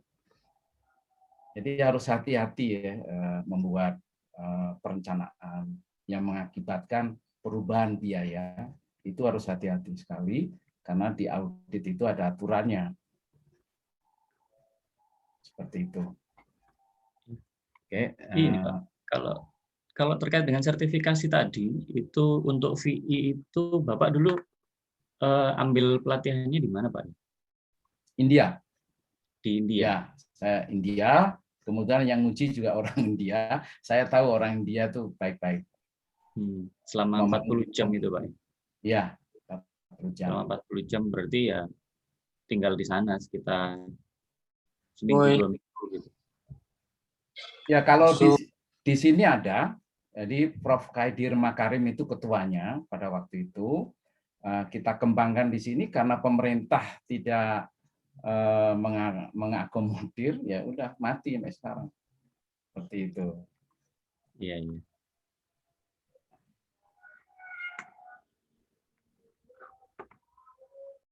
Ini kelihatan nggak ya? Tayang nggak ya? Sudah Pak, sudah jelas. Tapi kok belum bisa jalan ya? Itu Pak, mungkin karena pakai apa namanya tadi itu? Pakai yang highlight tadi itu. Pakai kursor aja Pak next-nya. Oh gitu. Ya. Pakai tanda panah aja next-nya. Tanda panah di keyboard. Oh ya. Ya. Oke. Makasih ya. Ini sudah saya uji lagi. Nah, jadi kalau saya mau menjelaskan ke orang, saya cek dulu nih angka-angkanya betul nggak nih ya? Sudah betul, gitu ya. Anda baca ya nanti ya. Preliminary estimate dari awal tadi itu, nanti Anda bisa kembangkan lagi ya, prelim itu. Pernah dengar prelim ya? Pekerjaan awal ya, persiapan. Jadi pada tahap prelim belum tersedia gambar. Belum ada gambarnya ini prelimnya. Yang ada FS saja tuh. Ini hanya kemauan owner aja. Tolong hitungin loh. Ya, itu. Tolong itu kalau saya membuat mall 5.000 square meter, berapa biayanya? Ya begitu. Itu prelim itu. Nah, berarti saya harus bikin indeks, membuat estimasi menggunakan data sejenis yang telah terjadi pada masa lalu. Nah, itu analog. Gitu ya. Menggunakan namanya analog. Kalau di proyek di PMBOK namanya analog. Mirip di proyek lalu mirip. Tapi waktunya harus sama. Kalau tidak sama, yaitu menggunakan indeks harga antar daerah atau daerahnya beda itu ya, itu ada indeks harga atau indeks karena waktunya tidak sama, kita bisa menggunakan indeks percent value seperti itu. Nah, rumusnya kayak tadi. Jadi forex sejenis itu adalah kalau FS tadi parametrik, kalau ini analog. Nah, di PMBOK ada pelajaran analog, ada parametrik, 3-point estimate, itu ada metode cara menghitung biaya. Nah, prakteknya bagaimana? Nanti lihat format di belakang. Di sini prakteknya lengkap. Nah, ini cara-cara indeks sama dengan di SNI. Sudah ada ini ya di SNI, tapi harga masih lama, belum saya rubah. Cara menghitungnya saja nanti. Anda kembangkan, siapa nanti yang membuat tesis, panggil saya, nanti saya bantu. Indeks antar daerah, kemudian indeks percent value. Karena proyeknya yang saya lihat ini sudah 2 tahun yang lalu. Nah, jadi harga sekarang jadi berapa? Seperti itu. Ini pada waktu menyusun HPS. Nah, ini contoh ya menggunakan percent value. Semi detail. Gambarnya sudah ada, desainnya sudah ada, semi. Artinya belum detail desainnya belum keluar, itu masih sudah bisa. Semi detail estimate. Jadi sudah tersedia gambar, speknya sudah ada, tapi belum ada detail drawing ya. Nah, itu belum. Itu sudah bisa. Itu sudah bisa dipakai. Untuk siapa ya? Biasanya gini. Pertanyaan saya berdasarkan best practice ya. Saya menggunakan best practice bahwa biasanya yang membuat shop drawing adalah kontraktor. Jadi kalau kontrak-kontrak biasa, tradisional, jadi owner menyediakan desain atau gambar, nanti yang membuat shop drawing kontraktor. Tapi kalau developer dia harus membuat shop drawing sampai selesai. Tujuannya supaya anggarannya jelas dan pasti. Saya akan jual rumah harga berapa, itu jelas. Sudah jelas developer. Jadi tidak disuruh kontraktor membuat shop drawing, tidak. Yang membuat owner sendiri. Itu beda di sini. Jadi cara membuat harga itu pun beda ya antara developer, investor. Investor hampir mirip tapi tidak sama gitu. Makanya di BUMN ada properti, ada realty. Nah, seperti itu. Bingung kan? Ternyata di BUMN itu ada PP Property, PP Realty, Wika Property, Wika Realty. Apa bedanya? Ternyata cost-nya lain-lain. Dan beda gitu. Nah, di sini ada owner, di sini ya, work breakdown. Di sini ada, ini tradisional ini. Awalnya resminya seperti ini. Ada spek, ada gambar, ada WBS. Jadi sebelum membuat harga, itu harus membuat WBS dulu. Nah, nanti Anda bisa mengambil tesis judulnya, jadi pembuatan gedung apa, atau jalan apa, infrastruktur itu ya, jalan berbasis, gitu ya, berbasis WBS. Seperti itu. Membuat jalan lingkar berbasis WBS. Itu bisa. Nanti ada bill quantity-nya. Nanti Anda kembangkan bill of quantity-nya mulai dari level berapa WBS-nya. WBS itu level 1, level 2, level 3. Kalau bangunan gedung sampai 42, kalau jalan cukup 6 level. Nanti kalau ada bendungan lebih luas lagi. Nah, ini budget estimate owner. Di situ ada OE garis miring HPS. Di slide Anda tidak ada OE HPS, ini baru saya tambahkan supaya mengerti maksudnya. Itu ada HPS. Jadi owner estimate belum tentu sama dengan HPS. Atau sama. Nah, jadi kalau di BUMN, jadi saya beritahu pelaksanaan pembiaya cost cara menghitung kos itu di APBN, APBD, BUMN beda-beda. Itu tidak sama. Tapi prinsip teori ilmu murninya sama. Jadi ilmu murninya sama. Hanya diterapkan di BUMN, HPS rahasia, di APBN tidak rahasia. Nah, hanya nambahin aja gitu. Rahasia atau tidak rahasia gitu ya. Nah, sekarang bagaimana membuat budget estimate? Owner, tadi owner, ini kontraktor. Apa sama? Tidak sama. Tidak akan sama. Nih, di sini ada biaya penawaran, di sini ada budget biaya langsung dan cadangan tadi ya. Ini saya lupa membuat merah. Terus budget biaya tidak langsung. Tapi ini tidak apa-apa, karena ini sudah namanya penganggaran, artinya sudah mau pelaksanaan. Jadi kontrak sudah ditandatangani, sudah lepas ya. Ini kontraktor. Nah, kita lanjut ke estimasi 1. Jenis cost estimate itu kita lihat di sini. Ternyata di awal adanya ada preliminary estimate, semi detail estimate, dan definitive estimate. Nah, kita berikan waktu. Ya 1 sampai 2 tahun, 3 sampai sekian 9 bulan seperti itu. Dari situ. Ini PE itu preliminary estimate, SE dan seterusnya. Nah, jenis-jenis dari cost estimate di sini. Kita lihat WBS-nya apa? WBS level 1, level 2, 3, 4, 5, 6 yang tadi saya sebutkan, ini contoh pekerjaan jalan.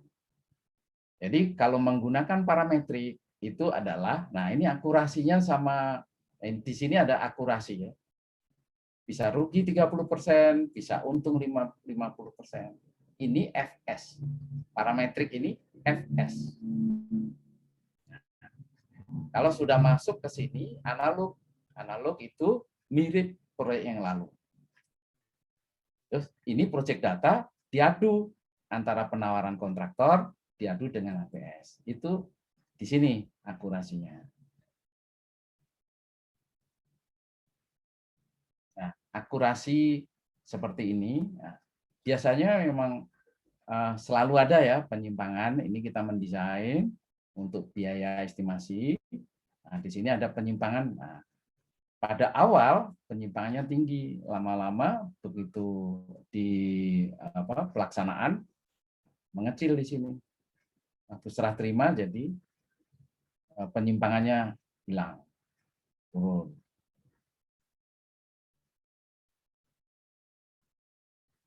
Jadi ini ada nanti dibaca kriteria cost estimate yang jelas, yang jelek artinya terjadi cost overrun, bisa dicuri.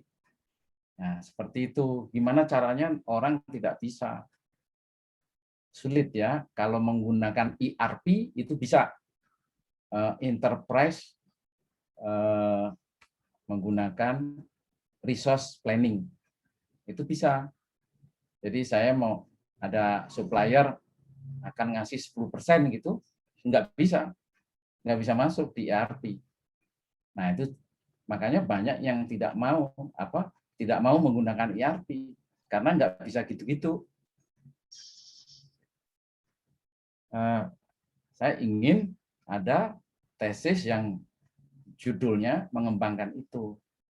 Kenapa sih estimasinya jelek? Nah ini. Estimatornya tidak qualified. Nah, estimator ini juga ada sertifikatnya. Nah, QS itu semua harus bersertifikat. Nah, sekarang yang definitif ya, estimate. Ini ada definitive estimate, di sini ada versi kontraktor. Nah, ini terjadi nilai kontrak. Saya pindah. Nilai kontrak sebagai owner's cost. Jadi nanti kalau sudah jadi nilai kontrak itulah menjadi cost-nya owner. Jadi cost ini dilihat dari kacamata owner. Itulah nilai kontrak itu kos saya. Gitu. Nah, kontraktor kalau ngesubkan pekerjaan kepada subkontraktor, harga subkontraktor tadi, SPK-nya adalah itu kosnya kontraktor. Begitu terus.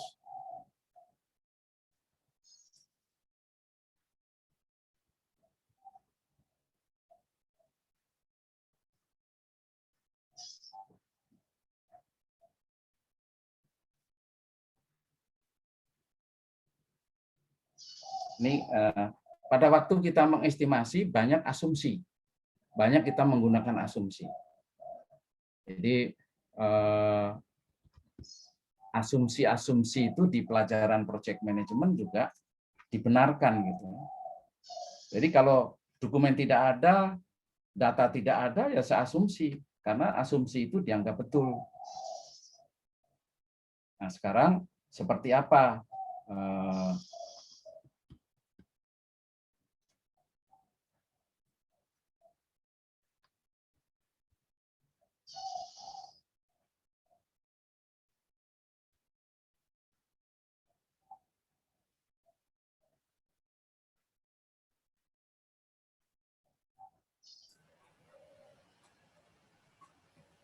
Kayak tanda panah ya.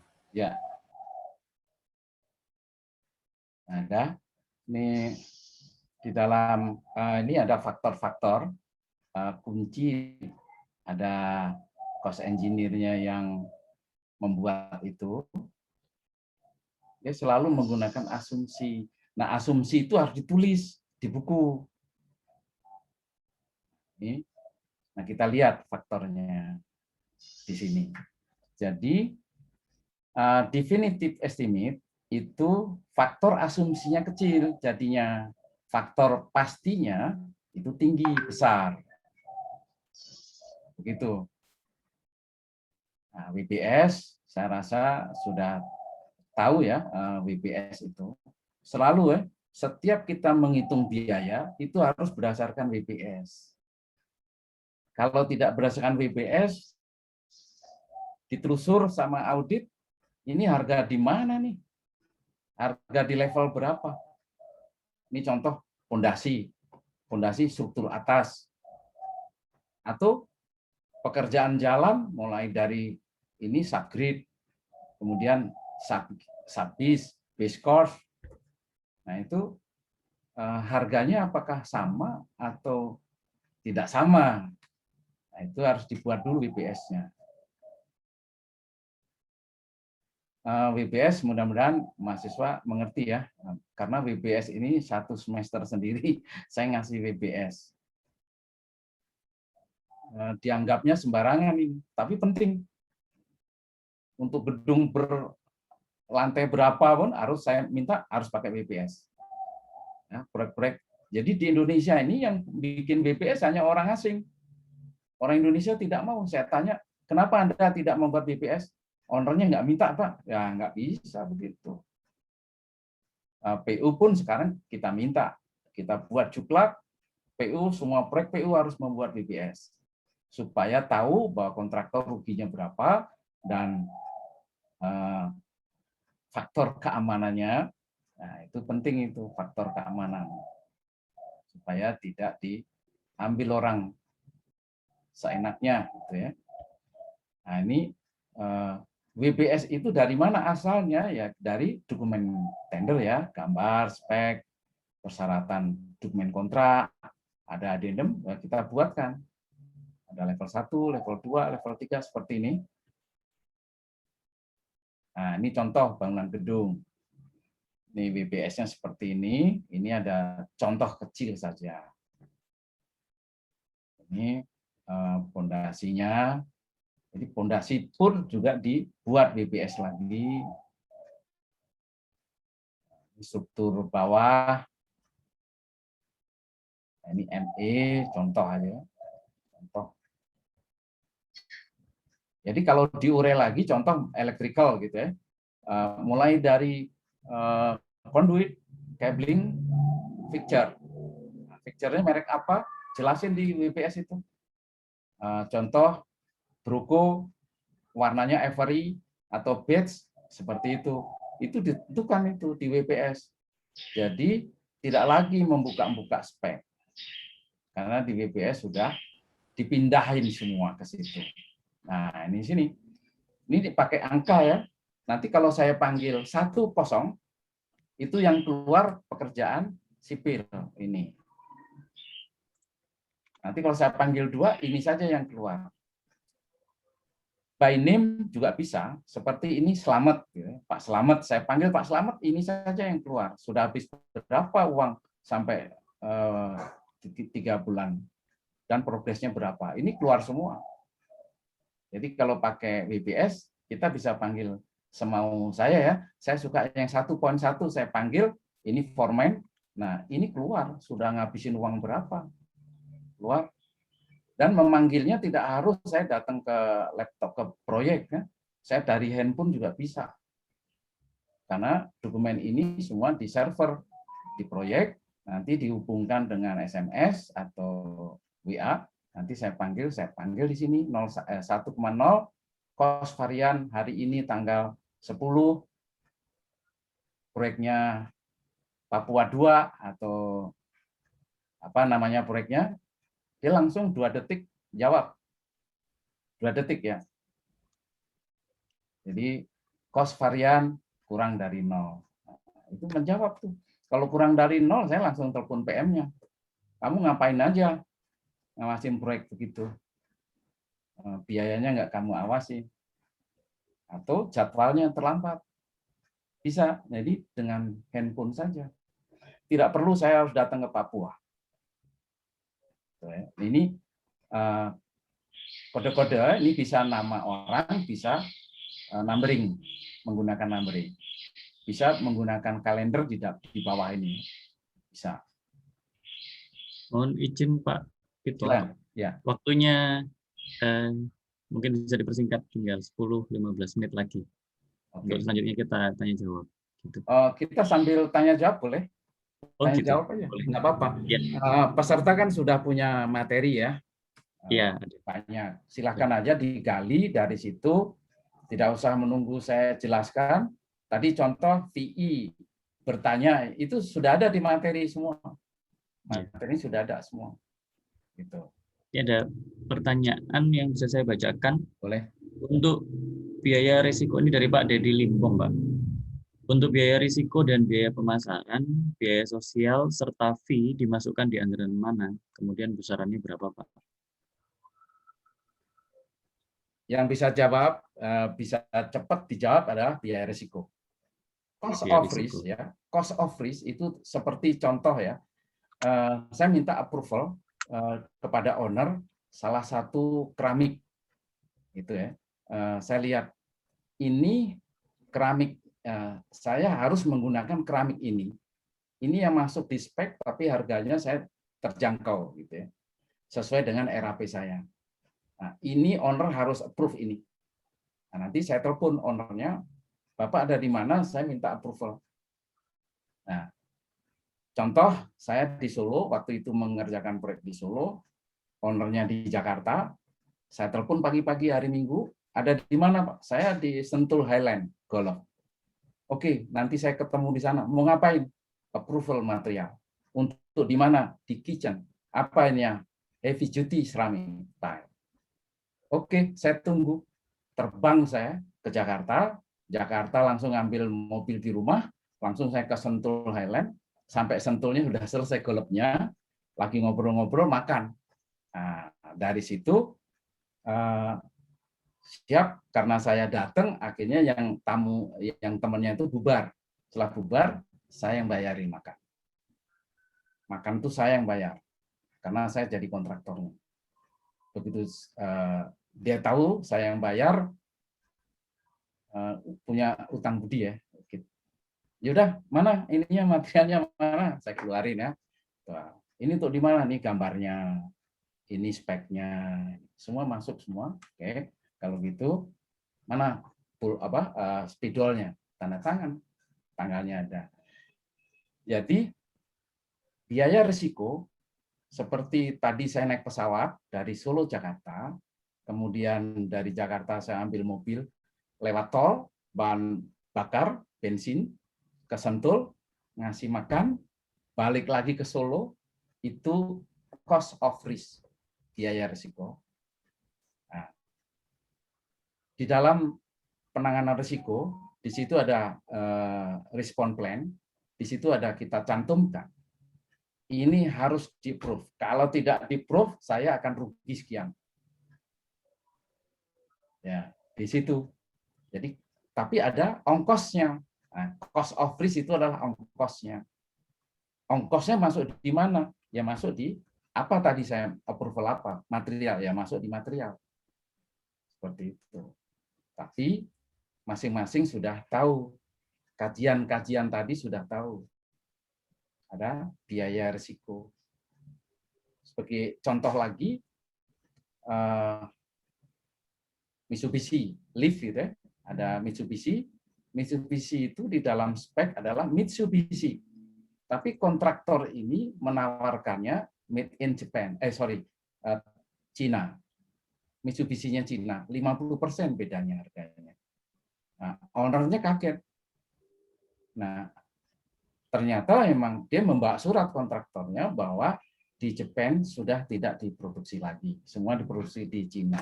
Akhirnya berangkatlah ownernya, konsultannya, kontraktor berangkat ke Cina. Begitu nguji di sana ternyata bagus. Diterima. Nah, harganya tadi 50% ya. Kemudian cost of risk itu biaya naik pesawat, visa, kemudian naik maglev, kereta apinya, main-main, jalan-jalan, sampai ke Shanghai, balik. Nah, itulah cost of risk. Jadi, kalau biaya risiko tadi itu bisa masuk di item biaya langsung, tergantung kesepakatan pada waktu mengelola risiko, respon risiko. Seperti itu. Terus kemudian tadi ada entertain juga bisa. Entertain ini tadi itu termasuk entertain. Nah, biasanya kita membuat anggaran itu ada entertain. Kalau entertain itu sah 2,5%. Jadi lebih dari itu curiga.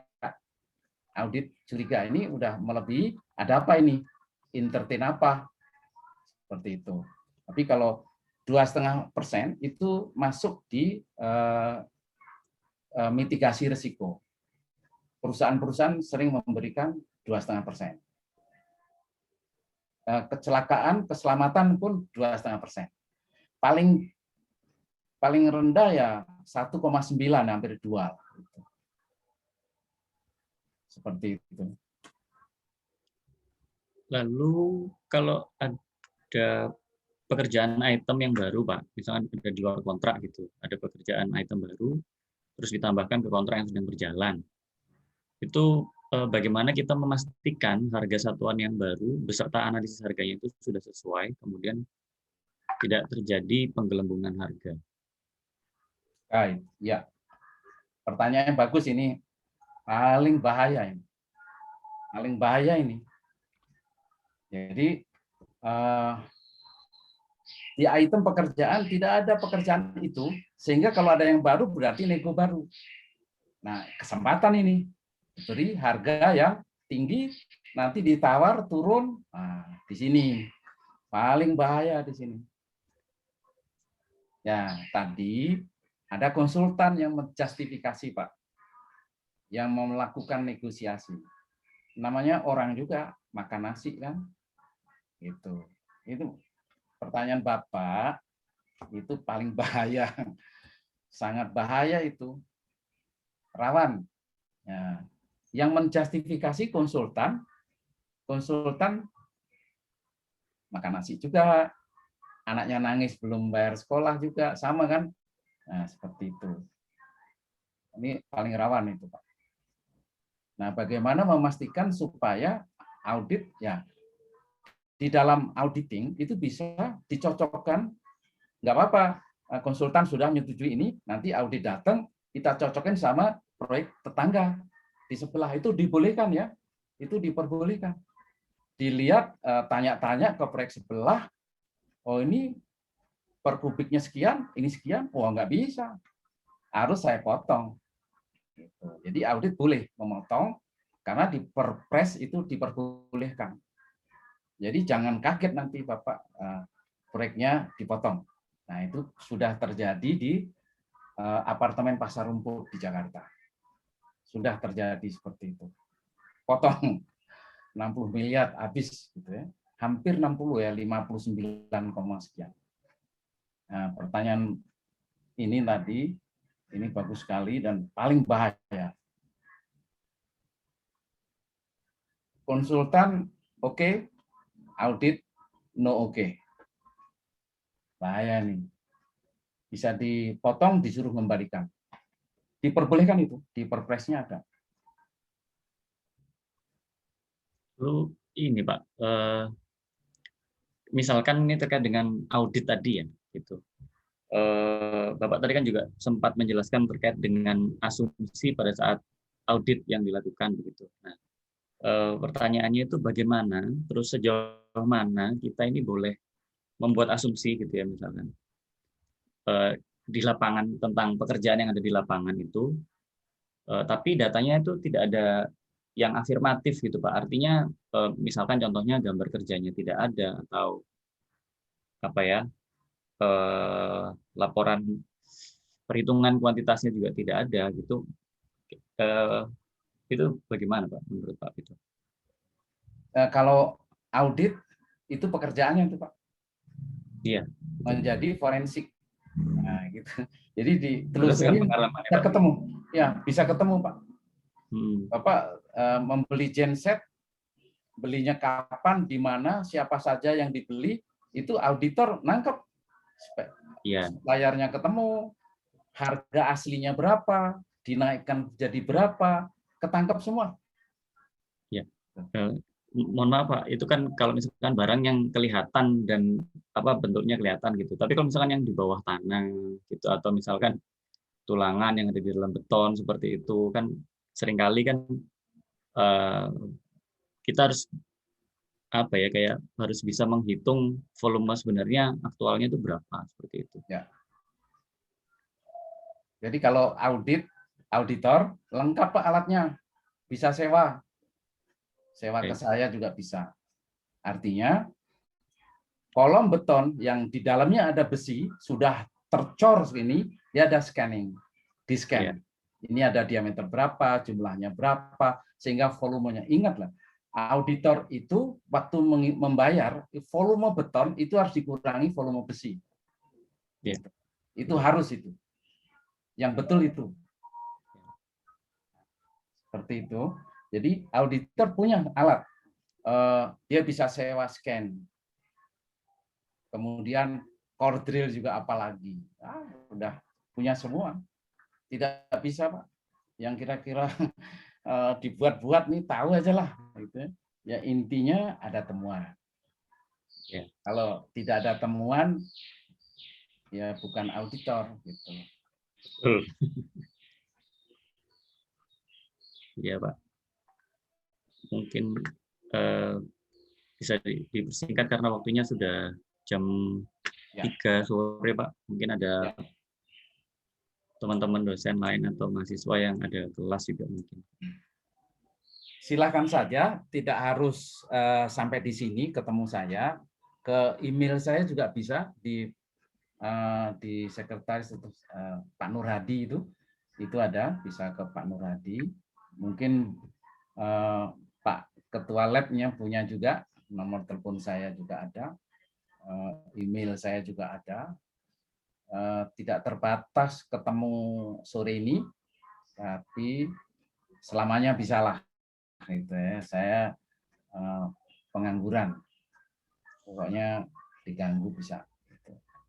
Tidak hanya ITS saja lah ya, semua perguruan tinggi yang ada di Jakarta hampir semuanya saya bantu semua untuk bimbingan membuat tesis atau yang lain. Baik. Mungkin karena waktu, kalau masih ada pertanyaan lagi, 1 menit.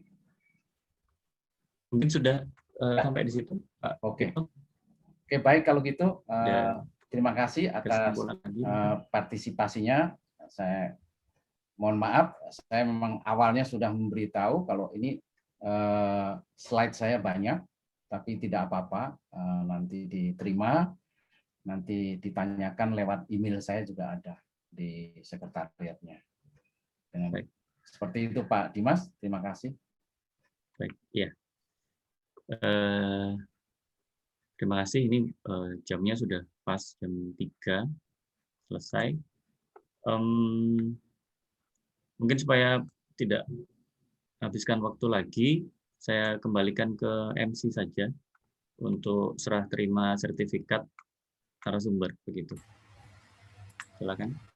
Baik, terima kasih Pak Dimas selaku moderator dan juga Bapak Insinyur Tito Sumarno sebagai narasumber yang sudah bersedia mengisi materi webinar pada siang hari ini.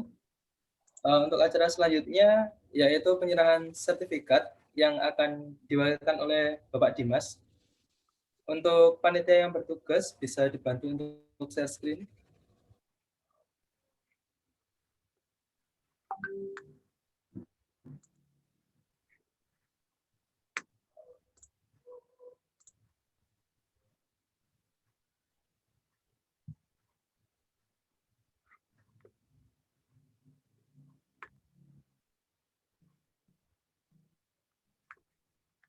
Baik, ini saya mewakili dari Pak Muhammad Khairi ya, Kepala Departemen Teknik Infrastruktur Sipil, memberikan sertifikat sebagai tanda terima kasih kami Pak atas sharingnya terkait dengan Project Cost Management.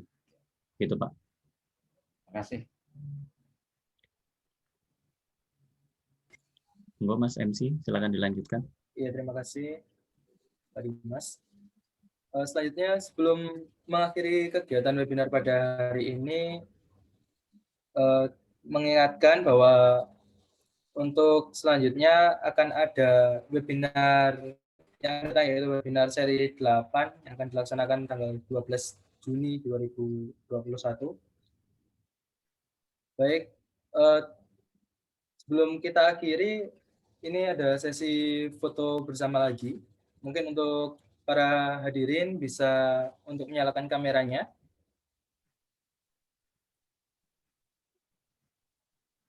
Sembari menunggu peserta yang lain menyalakan kamera, untuk para peserta yang belum absensi dipersilakan untuk mengisi absensi terlebih dahulu.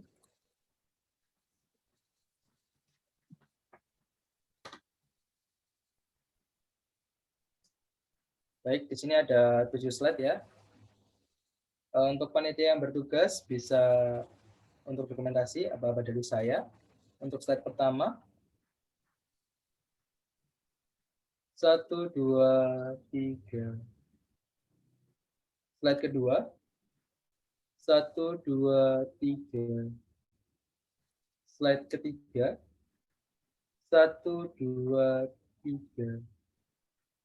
Slide keempat, 1, 2, 3. Slide kelima, 1, 2, 3. Slide keenam, 1, 2, 3. Dan slide terakhir, 1, 2, 3. Ya baik, sesi dokumentasi telah selesai dilaksanakan. Alhamdulillah, kita telah sampai di penghujung acara. Terima kasih banyak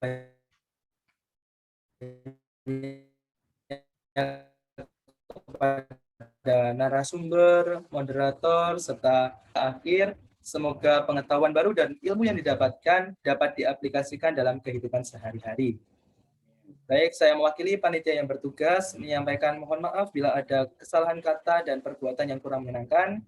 Akhir kata, wabillahi taufiq wal hidayah, wassalamualaikum warahmatullahi wabarakatuh. Terima kasih. Waalaikumsalam warahmatullahi wabarakatuh. Terima kasih. Bapak.